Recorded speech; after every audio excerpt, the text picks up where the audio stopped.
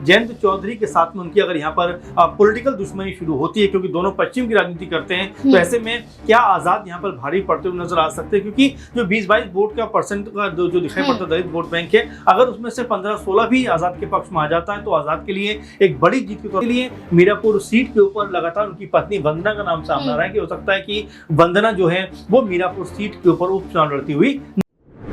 नमस्कार, मैं नाज़मीन खान और आप देख रहे हैं SPN9 न्यूज।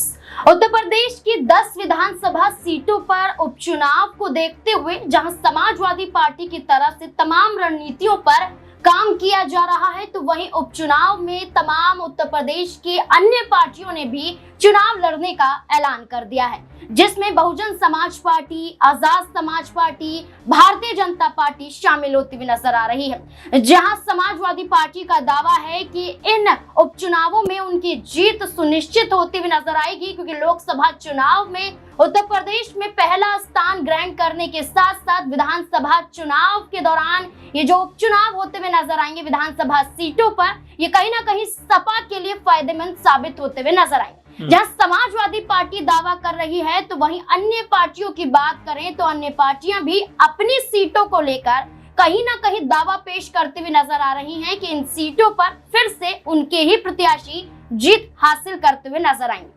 लेकिन पहली बार लोकसभा का चुनाव लड़ने वाले आजाद समाज पार्टी के अध्यक्ष चंद्रशेखर आजाद उर्फ रावण अब विधानसभा की इन 10 सीटों पर उपचुनाव लड़ने का ऐलान भी करते हुए नजर आए। अब 10 सीटों पर उपचुनाव को लेकर जो सबसे ज्यादा चर्चाओं में सीटें चल रही हैं, एक है अखिलेश यादव की करहल विधानसभा सीट, दूसरी सीट यहां पर बिजनौर की मीरापुर सीट नजर आती है, जिस पर आरएलडी प्रमुख जयंत चौधरी के प्रत्याशी ने जीत दर्ज की। यहां पर बिजनौर लोकसभा सीट की बात करें तो यहां पर आरएलडी के प्रत्याशी जीतकर सांसद बनकर मंत्री भी बनते हुए नजर आए, मंत्रालय भी संभाल रहे हैं। अब ऐसे में दावा किया जा रहा है कि बिजनौर के अंदर मीरापुर विधानसभा सीट पर भी जयंत चौधरी के ही विधायक थे।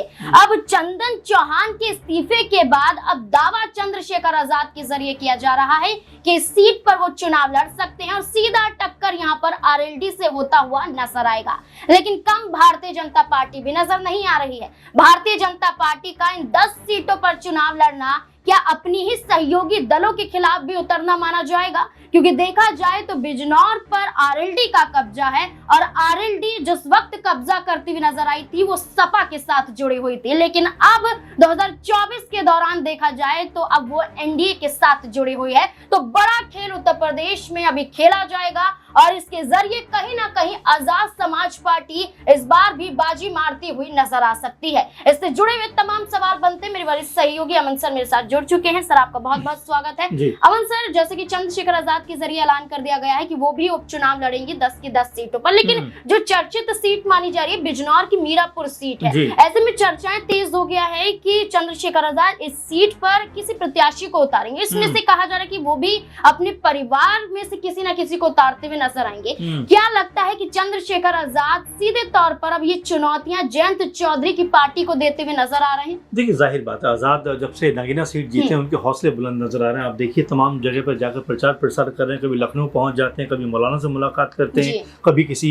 मुद्दे पर स्टेटमेंट देते हुए नजर आते हैं। अलीगढ़ में जो मामला हुआ उसके ऊपर भी वो जब वहां पर जाते हैं धरने प्रदर्शन में शामिल होते हैं और ये बताने का प्रयास करते हैं कि वो सिर्फ एक समुदाय के नेता नहीं बल्कि तमाम जो कम्युनिटी है जो देश के अंदर रहती है उन सब के अंदर वो कहीं ना कहीं शामिल है। सबको लेकर चलने की जो कह सकते हैं अपनी बात वो कहते हुए नजर आते हैं, उसको लेकर वो जमीनी स्तर पर वो काम करते हुए दिखाई पड़ते। देखिए, अलीगढ़ का मुद्दा हो जहाँ पर जो मुस्लिम समुदाय के लड़के के साथ में जैसा कुछ हुआ है उसके विरोध में वहाँ पर वो बैठते हुए नजर आते हैं। मौलाना से मुलाकात करते हैं, लखनऊ में नगीना सीट पर चुनाव जीते हैं, तभी मुस्लिमों का तहे दिल से धन्यवाद करते हैं। तो उनको पता है कि अगर अपनी राजनीति को आगे बढ़ाना है, अब आप देखिए आंकड़ों पर भी गौर करेंगे तो कम से कम 20-22% दलित वोट बैंक है। इसके अलावा मुस्लिम वोट बैंक है उत्तर प्रदेश के लिहाज से बात की जाए तो लगभग 17-18% या 15-16% के आसपास है, और दोनों को मिला दें तो ये आंकड़ा करीबन 38-40% के आसपास आता है। और आजाद को पता है कि ये आंकड़ा अगर उनके फेवर में आता है तो वो कई सीटों पर चुनाव जीत सकते हैं। मायावती ने जैसा किया ठीक उसी राह पर अब आजाद भी जाते हुए नजर आते हैं। अगर यहाँ से वो लोगों को साधने में कामयाब हो गए तो अपनी राजनीति को आगे बढ़ा लेंगे। और देखिए, उपचुनाव की बात आप करें, देखिए जाहिर बात है कि उपचुनाव में दमखम लगाएंगे आजाद भी, क्योंकि विधानसभा में उनका एक भी सदस्य नहीं है। तो ऐसे में कम से कम जो नगीना की कह सकते हैं करीबी सीट है, या बिजनौर की जो सीट आती है एक तरीके से मीरापुर, वहां पर वो अपना प्रत्याशी उतार सकते हैं। लेकिन यहाँ पर उनके जो रिश्ते हैं वो जयंत चौधरी से काफी अच्छे बताए जाते हैं। आपको याद होगा कि जब इंडिया गठबंधन से उनका साथ छूटा तब जयंत चौधरी की तरफ से इस तरह की बात खुद आजाद ने कही थी कि उनको इन्विटेशन था कि भाई आप भी बीजेपी के साथ जुड़ जाओ या आप भी एनडीए के साथ आ जाओ, लेकिन उन्होंने कहा कि मैं नहीं गया। तो ऐसे में आप समझ सकते हैं यहाँ पर जयंत चौधरी के साथ में उनकी अगर यहाँ पर पॉलिटिकल दुश्मनी शुरू होती है, क्योंकि दोनों पश्चिम की राजनीति करते हैं, तो ऐसे में क्या आजाद यहाँ पर भारी पड़ते हुए नजर आ सकते हैं। क्योंकि जो 20-22 वोट का परसेंट का जो दिखाई पड़ता है दलित वोट बैंक है, अगर उसमें से 15-16 भी आजाद के पक्ष में आ जाता है तो आजाद के लिए एक बड़ी जीत के तौर पर देखा जा सकता है, क्योंकि ये वोट अब तक बहन जी यानी कि मायावती के नाम पर दर्ज था। तो यहाँ पर जो कह सकते हैं आजाद की निगाहें वो लगातार इस वोट बैंक पे लगी हुई, साथ में मुस्लिम जो वोट बैंक है अगर वो उनको मिलता है तो यहाँ पर कुछ एक जो ओबीसी को अगर साथ पाए तो आजाद यहाँ पर 40-45% जो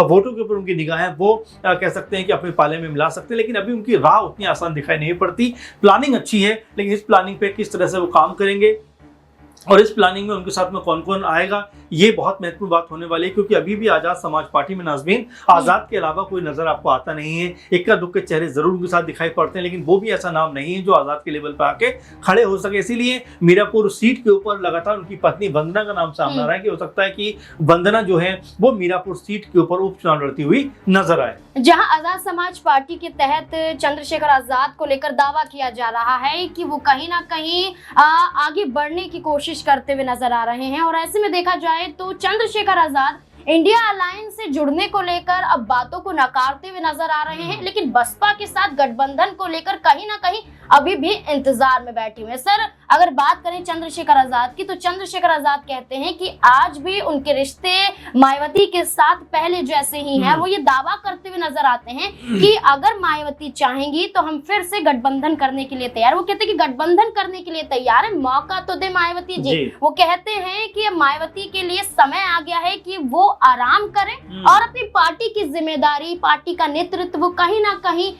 हमें सौंपती हुई नजर आए। तो क्या आजाद चाहते हैं कि मायावती के साथ जुड़कर वो एक अलग ही राजनीति करते हुए नजर आए, या गठबंधन के जरिए एक उत्तराधिकारी के रूप में काम करते हुए नजर आए? देखिए नाज़मीन, साफ है कि उत्तर प्रदेश में हमने आपको बताया 20-22% के आसपास दलित वोट बैंक है। ऐसे में अगर आजाद समाज पार्टी, बहुजन समाज पार्टी अलग अलग वोट चुनाव लड़ेंगे तो उसी वोट बैंक को साथ देंगे, यानी उसी में से अपनी हिस्सेदारी बांटेंगे। तो ये कहीं ना कहीं दोनों की हार का कारण बन सकता है। अगर आप देखें नगीना सीट के ऊपर एक इमोशन था, एक जज्बा था, या कुछ भी आप कह लीजिए कि आजाद के पक्ष में एक जन सैलाब उमड़ पड़ा, उनको वोट दिया। लेकिन ये स्थिति हमेशा तक नहीं बनेगी। आने वाले 5 साल के बाद जब आजाद एक बार फिर नगीना में होंगे, चुनाव लड़ रहे होंगे, तो मुद्दे कुछ और होंगे। तो ऐसे में आजाद को यहीं से अपनी भूमिका तैयार करनी पड़ेगी, लोग तैयार करने पड़ेंगे। और साथ में जैसा आप खुद भी कह रहे हैं कि बहन जी के प्रति जिस तरह का उनका आदर रहा है, हमेशा से उन्होंने तारीफ की है। अगर बीएसपी के अंदर आजाद की एंट्री होती है और मायावती कहती है कि भाई पार्टी को आप संभालिए, तो यहाँ पर एक बड़ी जीत आजाद को मिलती हुई नजर आएगी, या खुद मायावती को भी मिलती नजर आएगी। क्योंकि देखिए मायावती के पास भी कोई ऐसा बड़ा चेहरा नहीं है जो यहाँ से बीएसपी को संभाल सके। साथ में अगर आजाद का साथ मिलता है तो जो बड़ा वोट बैंक है 20-22%, जिस पे कांग्रेस पार्टी भी अपना दाव लगाती है, सपा भी अपना दाव लगाती है, बीजेपी भी दाव लगाती है, कम से कम वो बीएसपी कब्जे में रह सकता है। और यहाँ से अगर मुस्लिम मतदाताओं को साध पाए, जैसे हमने थोड़ी देर पहले भी डिस्कस किया, तो हो सकता है कि यहाँ पर बीएसपी जो अगर आजाद के आने के बाद एक बार फिर से 30-40% का जो वोट बैंक है उत्तर प्रदेश में, उसके ऊपर अपना कब्जा कर सकता है। और यहाँ से फिर जो जीत हार की लगातार रणनीति बनती है, संभावनाएं बनती है, उसमें बीएसपी शामिल हो सकती है। क्योंकि आप देखिए 2022 के चुनाव में महज एक सीट बीएसपी को मिलती है, 24 में एक भी लोकसभा सीट नहीं मिलती है। तो यहाँ पर आजाद का सहारा उनको, आजाद अगर उनके साथ में आते हैं तो मुझे भी ऐसा लगता है कि बीएसपी एक बार फिर अपने आप को स्टैंड कर सकती है। एक आखिरी सवाल रहेगा सर, जैसे कि हम जयंत चौधरी की चर्चा कर रहे थे कि ये जो सीट है लोकसभा की और विधानसभा की आरएलडी के अंदर ही आती है, उनके खाते की सीटें हैं, लेकिन देखा जाए तो एनडीए के साथ जुड़ चुके हैं। तो क्या ऐसे में ये लड़ाई बीजेपी और आरएलडी के बीच में भी सीटों को लेकर हो सकती है? क्योंकि उपचुनाव तो बीजेपी भी लड़ना चाहती है और आरएलडी की ये सीटें हैं, तो क्या बीजेपी के खाते में जाती हुई नजर आएंगी? क्या विरोध की स्थिति उत्पन्न हो सकती है? देखिए बिल्कुल, जो आरएलडी के प्रवक्ता हैं रोहित अग्रवाल जी, उनसे बात हुई थी और इंटरव्यू के जरिए, तब भी मैंने प्रश्न उनसे पूछा था कि अगर मान लीजिए बिजनौर की सीट जो है आरएलडी जीत जाती है और मीरापुर अगर आपको खाली करनी पड़ेगी, तो फिर वहां से क्या बीजेपी का उम्मीदवार होगा या आरएलडी का उम्मीदवार होगा? तब उन्होंने इस सवाल को टाल दिया था कि ये स्थिति उस समय देखी जाएगी। लेकिन अब क्योंकि सामने है पूरा का पूरा माहौल, तो हो सकता है कि आरएलडी कहे कि भाई यहाँ तो हमारा प्रत्याशी था, हमारा जीता हुआ प्रत्याशी था, तो आप ये सीट हमें दीजिए और हो सकता है बीजेपी कहे कि चलिए आप सांसद हैं यहाँ से, लेकिन ये सीट अब हमारे कब्जे में आनी चाहिए। तो हो सकता है कि आपस में भी कुछ तनातनी का माहौल बन जाए, लेकिन मुझे नहीं लगता इतना डिफिकल्ट होगा दोनों पार्टियों के लिए चीजों को संभालना, क्योंकि बीजेपी भी चाहेगी कि आरएलडी के अगर एक सीट उनकी जीती हुई सीट थी, अगर वो मांग रहे हैं तो मेरे ख्याल से बीजेपी उनको दे देगी। लेकिन यहाँ पर अगर आजाद का कह सकते हैं कि यहाँ पर उतारने का प्लान पूरा बनता है तो आरएलडी के लिए मुश्किलात खड़ी हो सकती है। बिल्कुल, यहाँ पर अगर चंद्रशेखर आजाद एक बार विधानसभा की इन सीटों पर उपचुनाव के लिए तैयारी कर रहे हैं, तो वही जयंत चौधरी की पार्टी राष्ट्रीय लोकदल कहीं ना कहीं टूटने की कगार पर पहुंचती हुई नजर आ रही है। जहां बात करें आरएलडी के राष्ट्रीय प्रवक्ता इस्तीफा देते हुए नजर आते हैं भूपेंद्र चौधरी, उसके साथ साथ दावा उनका ये रहता है कि आरएलडी को भारतीय जनता पार्टी ने एक तरीके से नजरअंदाज किया है। जो विभाग दिए गए हैं या जो मंत्रालय की जिम्मेदारी दी गई है, ऐसे में देखा जाए तो वो छोटे मोटे विभाग है और इसके साथ साथ यहाँ पर जो मंत्री बनाए जाते हैं वो भी स्वतंत्र प्रभाव से बनाए जाते हैं। तो ऐसे में विरोध यहाँ पर उत्पन्न होता है आरएलडी में। पहले एक राष्ट्रीय प्रवक्ता की बात करें तो यहाँ पर इस्तीफे का सिलसिला देखने को मिला था, उसके बाद यहाँ पर एक और इस्तीफा होता है। साथ ही साथ वो दावा कर रहे हैं कि विधायक भी आरएलडी का साथ छोड़ते हुए नजर आ सकते हैं। देखना होगा कि एनडीए के साथ जुड़ना जयंत चौधरी के लिए फायदेमंद साबित होता हुआ नजर आया या फिर विधानसभा चुनाव से पहले पार्टी टूटने के कगार पर पहुंच जाएगी और इसका फायदा समाजवादी पार्टी, बहुजन समाज पार्टी या आजाद समाज पार्टी उठाती हुई नजर आएंगी। इस मुद्दे को लेकर क्या है आपकी राय, कमेंट सेक्शन में जरूर बताएं। देखते रहें एसपी9 न्यूज़। धन्यवाद।